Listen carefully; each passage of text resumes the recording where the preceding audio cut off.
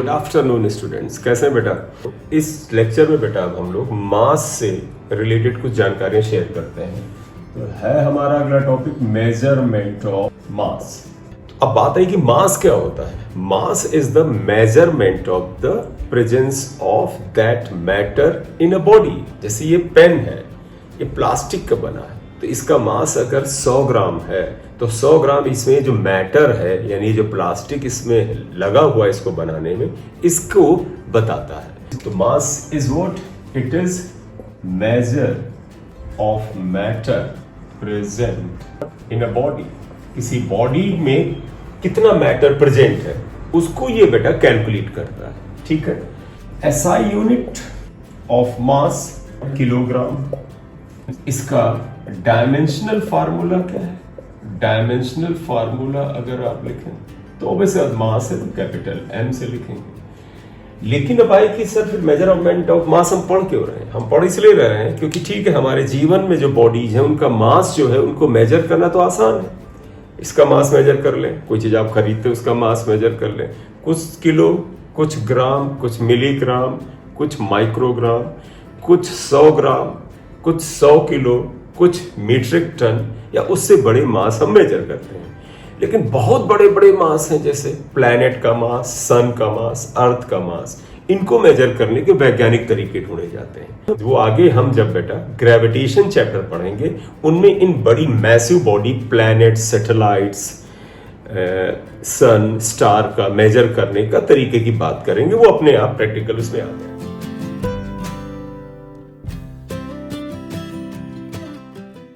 यहां पर जो हमें चर्चा करनी है वो छोटे मास की करनी है, जैसे एटॉमिक मास। एटम का मास बहुत कम है भाई, कैसे मेजर करें? तराजू लेके तो नहीं तौल लोगे। एटम दिखता तो है नहीं, जो डस्ट के पार्टिकल हैं वो उनके सामने बहुत भारी हैं, तो हम कैसे मास मेजर करें? तो इसलिए एटॉमिक मासेस, मॉलिक्यूलर मासेस जैसे छोटे मास को मेजर करने के लिए एक नई यूनिट की आवश्यकता पड़ी। इसे एटॉमिक मास यूनिट या यूनिफाइड एटॉमिक मास यूनिट बोला जाता है। तो unified atomic mass unit, unified atomic mass unit, short में यहां से AMU ये भी पढ़ते हैं, AMU कहते हैं, या यूनिफाइड का यू ही इस्तेमाल करके सिर्फ यू भी बोला जाता है। तो unified atomic mass unit can be represented as U और AMU, इससे लिख सकते हैं। है कि इसकी डेफिनेशन क्या है? पहले तो बात यह है कि इसका इस्तेमाल क्या है। बहुत ही छोटे छोटे मास जैसे mass of atom, mass of molecule, इनको पता करना, प्रोटॉन का मास, इलेक्ट्रॉन का मास, इनमें पता करना, और उसके लिए हमें सहूलियत रहती है थोड़ी सी। अब हम क्या करें, क्या होता है? तो आपको ध्यान होगा, केमिस्ट्री में पढ़ा होगा, 1 यूनिफाइड एटॉमिक मास यूनिट क्या होता है बेटा? It is 1/12 of mass of 1 C12 atom. Carbon 12 atom के, कार्बन 12 के एक एटम के मास का 1/12 होता है। ये इसका पहला डेफिनेशन है। ये आपको ध्यान होना चाहिए क्योंकि कई बार पूछा जा सकता है। आजकल तो वैसे भी पेपर में कुछ बड़े फंडामेंटल टाइप की चीजें पूछे जाने लगी, कुछ ही सही लेकिन ऐसे बड़े बेसिक क्वेश्चन होते हैं। तो अब अगर इसे निकालना है तो हमें क्या करना चाहिए? मास ऑफ 1 C12 एटम निकाल करके यहां रख देना चाहिए। तो मोल कंसेप्ट पे जाते हैं, तुम्हें याद होगा, since mass of n atoms of C12 is equal 12 ग्राम होता है। I am repeating, mole concept में आपने पढ़ा है, एवोगैड्रो नंबर के एटम्स के बराबर के अगर एटम कार्बन 12 के होते हैं तो उनका मास इतना होता है। हमें n एटम नहीं, हमें एक एटम चाहिए। Therefore mass of 1 atom of C12 is equal to क्या आएगा? 12/n ग्राम आ जाएगा। ये आ गया।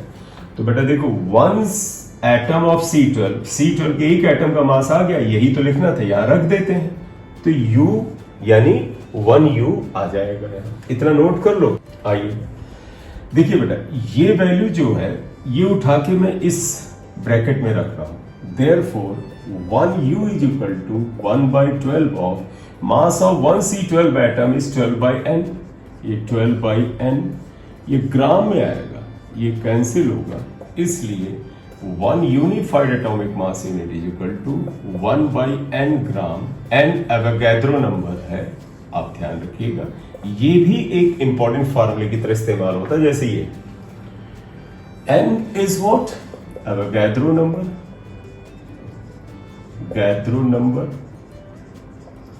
और एवोगैड्रो नंबर की वैल्यू सभी को याद है बेटा, आपको कितनी वैल्यू होती है, 6.023 इंटू 10 पावर 23 होती है।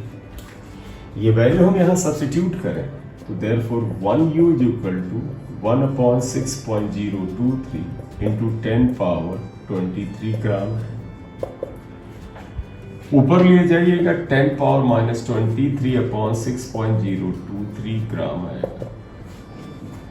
इसमें हम यहाँ 10 लाना चाहते हैं, क्योंकि 1/6 की बजाय 10/, देखो हम यहाँ 10 कर दें 6.023 इंटू, तो ये 10 पावर माइनस 24 ग्राम आ जाएगा। यहाँ हमने 10 से मल्टीप्लाई किया, तो यहाँ 10 की पावर -1 से मल्टीप्लाई किया, ये इतना आ गया। 10/, को अगर आप सॉल्व करेंगे तो 1u इज इक्वल टू बेटा 1.67 इंटू 10 पावर माइनस 24 ग्राम आएगा। ये एक तरह का कैलकुलेटेड डेटा है, इसे याद करने में कोई बुराई नहीं है, जब जरूरत हो तो आप इसे इस्तेमाल करें। हालांकि ये और ये वैल्यू या ये डेफिनेशन जो है वो ध्यान देनी चाहिए आपको। चलिए आपने लिख लिया ये, अब इसे किलोग्राम में भी आप कर सकते हैं। Therefore 1u is equal to 1.67 into 10 power minus 27 kilogram. तो ये छोटे छोटे मास जो एटॉमिक या मॉलिक्यूलर मास होते हैं, उनको मेजर करने की यूनिट होती है। इसे नोट कर लो बेटा।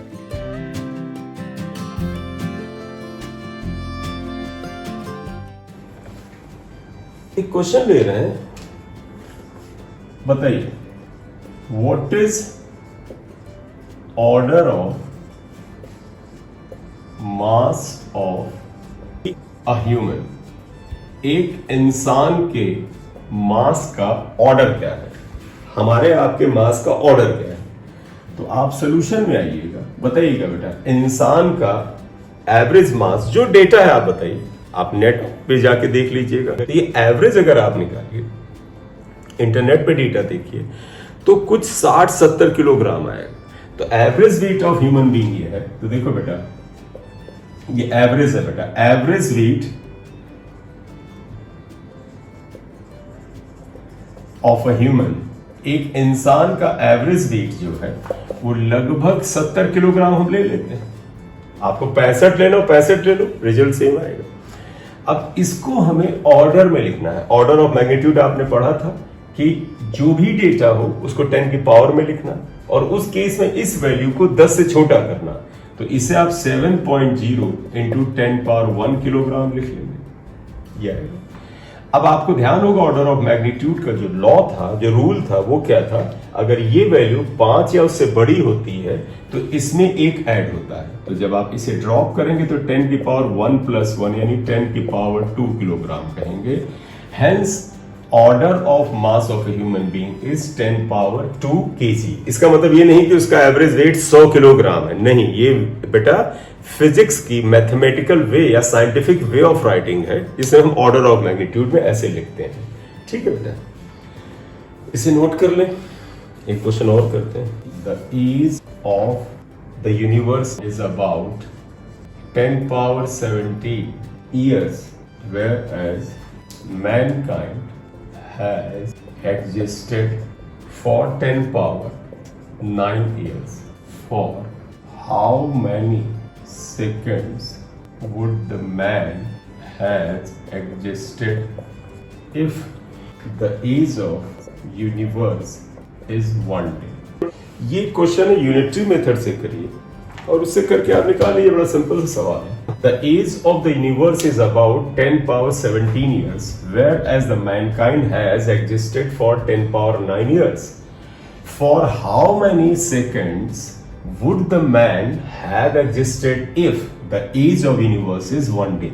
ये कहते हैं जब हमारे यूनिवर्स की उम्र इतने साल है तो उसमें जो ह्यूमैनिटी है, जो मैनकाइंड है, इंसान है, वो लगभग इतने सालों से है। ये एक तरह का डेटा है जो हमें पता है। कहते हैं अगर मान लो कि यूनिवर्स इतने साल ना एग्जिस्ट करता, यूनिवर्स की उम्र अगर 1 दिन होती, तो इस डेटा के अनुसार इंसान यानी ह्यूमैनिटी, मैनकाइंड इस प्लेनेट पे कितने समय से रह रहा होता। तो ये बड़ा सिंपल सा आप देखिएगा सोल्यूशन में यूनिटरी मेथड से बताइएगा। तो if age of universe is 10 power 17 years, then mankind की उम्र कितनी है बेटा? 10 पावर 9 ईयर्स। देयरफॉर अगर एज या if age of universe is 1 year, अगर 1 ईयर होता, then mankind is 10 power 9 upon 10 power 17 years हो जाता है, राइट? तो 1 साल ये होता है तो इतने ईयर्स आ जाता है। तो therefore if age of universe is 1 day, अगर ये 1 दिन है, तो बताइएगा ये क्या हो जाएगा? 10 पावर 9 अपॉन 10 पावर 17 इंटू 1 से यहाँ पे जो वैल्यू होती है इसे मल्टीप्लाई करते हैं ना यूनिटरी मेथड में, तो 1। अब ये डेज में आ जाएगा। क्यों बेटा? क्योंकि देखो बेटा ये भी ईयर था, ये भी ईयर था, दोनों का यूनिट सेम है, कैंसिल हो रहा था। तो अब ये डिसाइड करेगा क्या आएगा। तो आप देखिए ये आएगा 10 पावर 9 माइनस 17। सबको याद है 10 पावर 17 ऊपर आके माइनस में होगा ये, तो ये 10 पावर माइनस 8 डेज हो जाएगा। इतने दिन का यहां पर ये रहेगा क्या? ह्यूमैनिटी की आयु होगी, उम्र होगी। इसको सेकेंड्स में इन्होंने बोला है, तो आपको पता है 10 पावर माइनस 8 इंटू 1 दिन में बेटा हमें सेकंड में लाना है। कितने आवर्स होते हैं? 24। और 1 आवर में कितने मिनट्स होते हैं? 60। और 1 मिनट में कितने सेकंड होते हैं? 60। तो इतने सेकंड आ गए। तो ये इतनी आया, इसे आप कैलकुलेशन कर लें। अगर थोड़ा बहुत आपको याद हो, इसका कैलकुलेशन 86,400 होता है और इंटू 10 पावर माइनस 8 है। ये आप कैलकुलेट करेंगे यही निकलेगा। इस हिसाब से देखो बेटा, यहां पर डेसिमल अगर शिफ्ट करें इसकी वजह से, तो 1 2 3 4, तो 8.64 इंटू 10 पावर माइनस 4 सेकेंड आएगा। इतनी एज आएगी। यानी अगर हमारा यूनिवर्स सिर्फ 1 दिन पुराना होता तो हमारी आपकी उम्र सिर्फ इतनी होती। यानी ह्यूमैनिटी, जो उम्र का मतलब है ह्यूमैनिटी जितने समय पृथ्वी पर एग्जिस्ट करती है वो मात्र इतने से। छोटा सा लेक्चर था जो बेटा मास पर रिलेटेड था कि मेजरमेंट ऑफ मास कैसे करते हैं। कुछ ये हमने यूनिटरी मेथड के छोटे से सवाल लिए, जिसमें ऑर्डर ऑफ मैग्नीट्यूड का एक सवाल था। अगले लेक्चर में हम लोग सिग्निफिकेंट फिगर की बात करेंगे और रूल्स ऑफ राउंडिंग ऑफ करेंगे। और इसमें तो ध्यान होगा बेटा कि सिग्निफिकेंट फिगर जो था, इससे इस बार नीट में एक सवाल आया था। ठीक है बेटा, तो next lecture kindly subscribe, like and share the channel. बेटा सर व्यूज बढ़ाइए, थोड़ा से चैनल को शेयर करिए लोगों से, जिससे और ज्यादा आपके न्यूमेरिकल बेस्ड और एप्लीकेशन बेस्ड क्वेश्चंस के मैं वीडियो बना सकूं। Thank you.